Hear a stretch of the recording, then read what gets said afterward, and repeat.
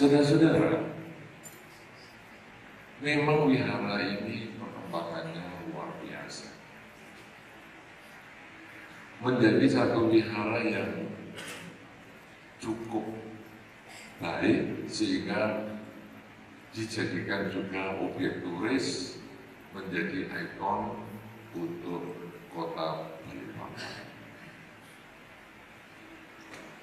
Saudara-saudara, menghadapi turis baik yang dari umat Buddha. Turis umat Buddha itu adalah orang dari kota-kota lain datang ke sini lihat-lihat. Atau turis yang bukan umat Buddha, itu mungkin malah dari sekitar sini, kadang dari sekolah-sekolah, ada yang perbandingan agama, studi tentang agama Buddha dan sebagainya, bisa mampir ke sini. Menghadapi mereka yang seperti itu, tentu kita perlu kesiapan mental. Kesiapan mental yang pertama adalah sikap. Kalau ada tamu di rumah kita, sangat baik kalau kita itu pertama dengan senyuman menyambut mereka.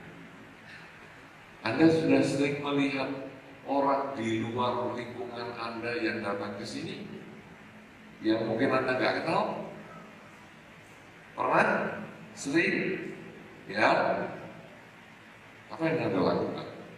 Diam. Buang muka? Pura-pura sibuk HP-an? Atau coba tersenyum? Tersenyum ya. Harus tersenyum. Kenapa saudara?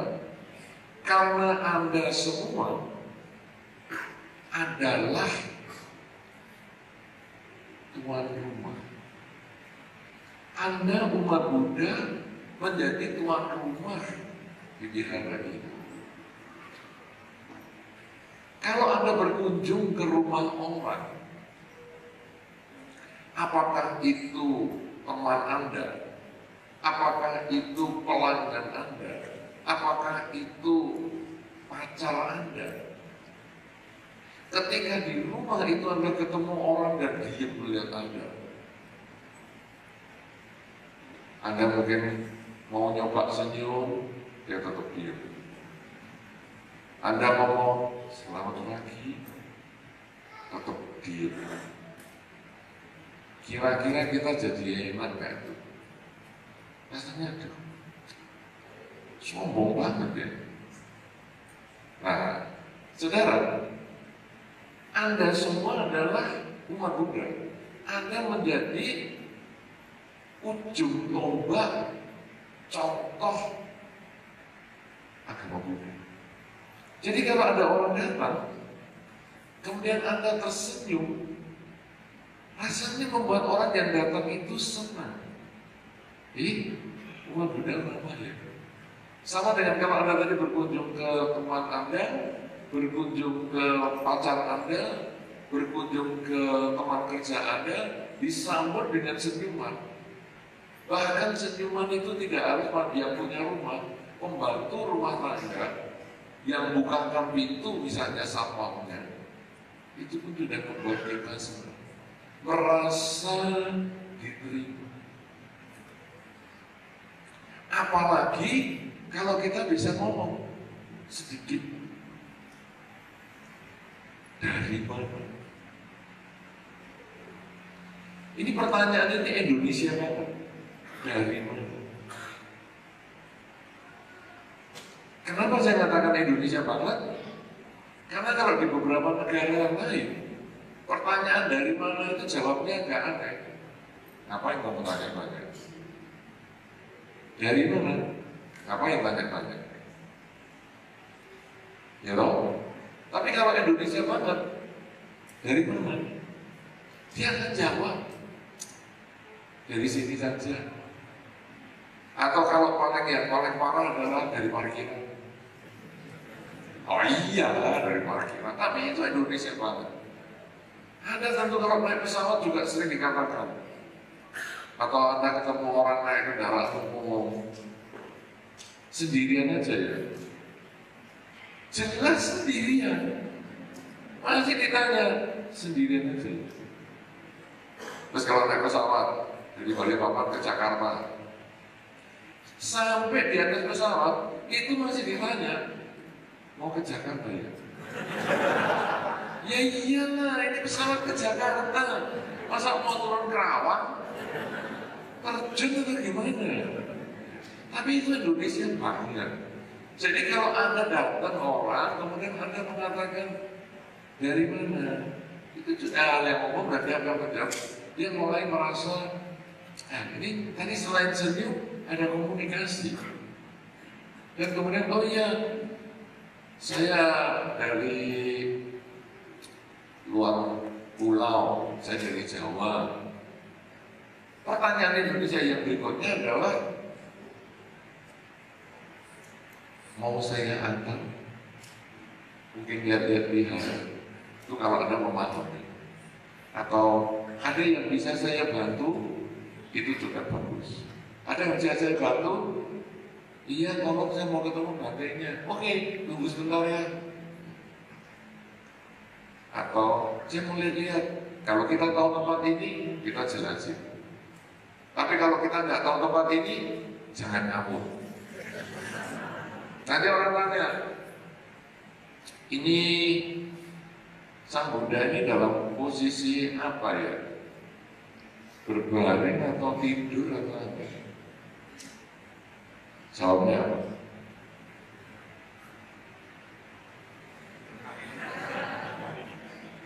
Berbaring, tidur atau apa ya? Hah? Tadi di mana itu apa? Saya ini orang yang tidak ngerti agama Buddha. Hari ini mana itu apa? Wafat. Ini wafat. Loh kok saya sering lihat begini ini kok Buddha tidur? Bedanya di mana?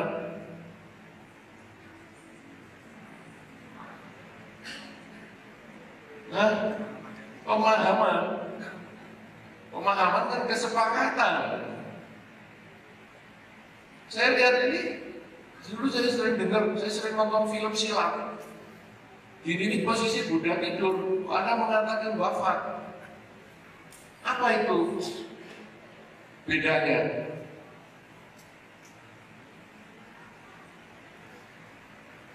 Apa bedanya? Apa? Tangannya kenapa? Posisi tangan kenapa? Bedanya kalau Sang Buddha digambarkan sedang tidur dengan wafat, posisi tangannya beda di mana?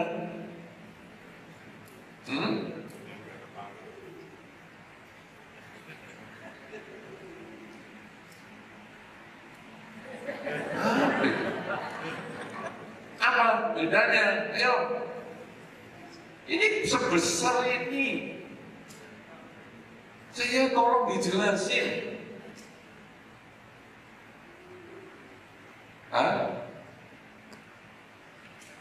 Bedanya gimana? Ada orang Buddha bukan, ada orang yang ini bukan. Saya orang yang nggak tahu apa-apa, ini nggak bisa dijelasin. Bedanya di mana? Tidur sama bapak. Tangan kenapa? Kalau tidur pakai guling atau apa?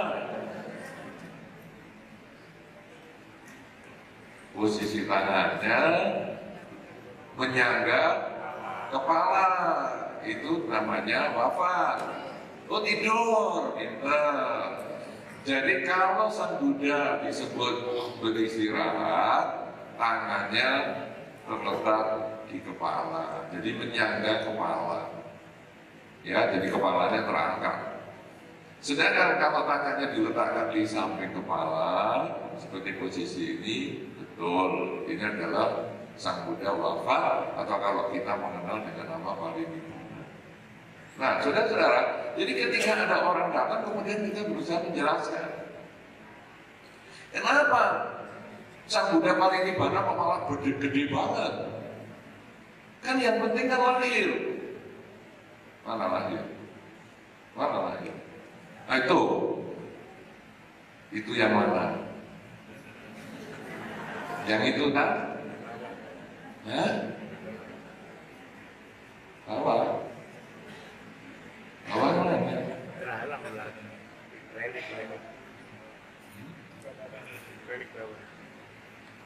Coba sini.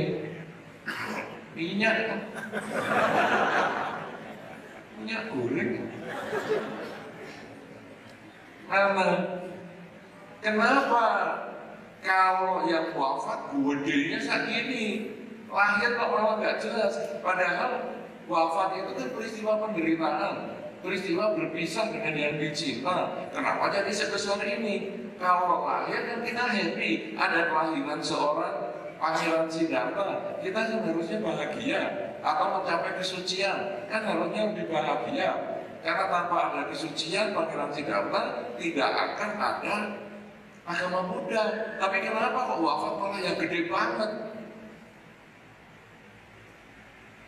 Wah, jawabnya.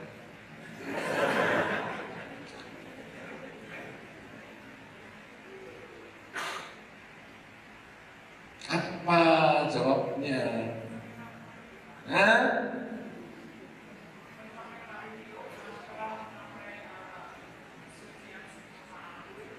Tuh. Saya pernah baca, walaupun saya bukan umat Buddha, saya pernah baca mencapai kesucian itu kan ketika di bawah pohon Bodhi. Itu Pangeran Siddhartha mencapai kesucian menjadi Buddha. Saya pernah baca dan nonton film silat atau nonton riwayat Sang Buddha. Tapi kenapa kok malah meninggal ini kok jadi dipantulkan? Segede ini lagi ruangan ini habis untuk Buddha ruang yang berbaring atau wafat ini.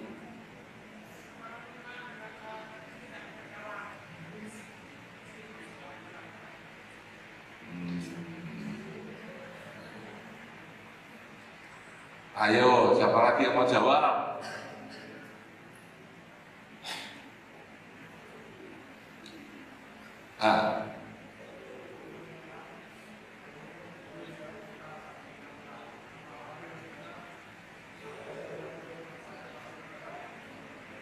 Walaupun Sang Buddha sudah parinibbana,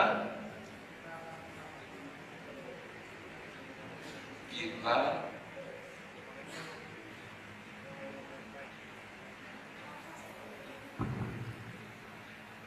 Buddha Rupang ini sebagai simbol paham parinibbana Sang Buddha ini. Jadi berharap bahwa walaupun Sang Buddha telah lama parinibbana, tapi jasa beliau bukan tetap kita sepanjang masa karena akan nama beliau. Jadi sebagai wujud dari rasa hormat kita kepada Buddha Gautama, maka kita pasang Buddha Rupang paham parinibbana ini. Terima kasih. Ada yang punya ide lain jawabannya? Sudah ada dua jawaban nih. Satu tentang ketidakkekalan, satu tentang jasa-jasa, mengenang jasa-jasa kebajikan. Ada lagi yang lain? Silakan, mic-nya langsung dilempar. Ibu ini, tunjuk jari Ibu. Nah. Terima kasih Bante. Menurut pandangan saya bahwa perjuangan dari Pangeran Siddhartha dari membersihkan kekotoran batin sehingga tercapailah kesempurnaan, dan hasil terakhir adalah pencapaian Mahaparinibbana yang merupakan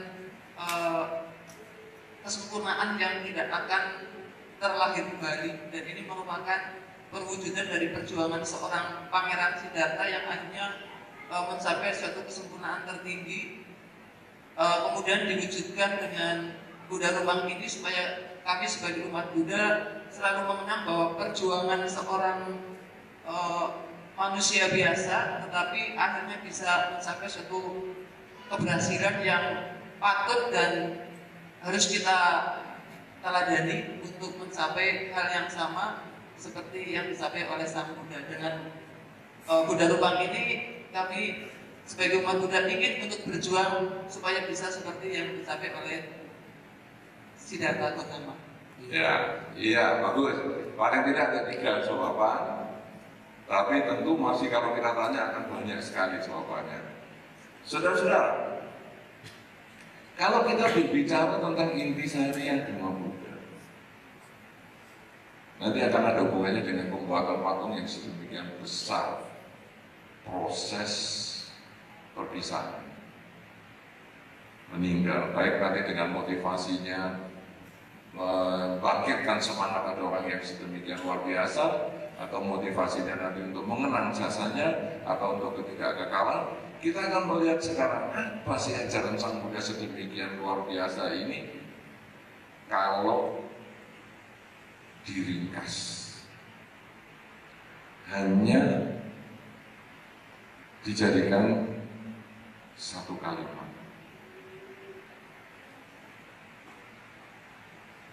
yang belum tentu ada di buku, tapi pengertiannya di buku.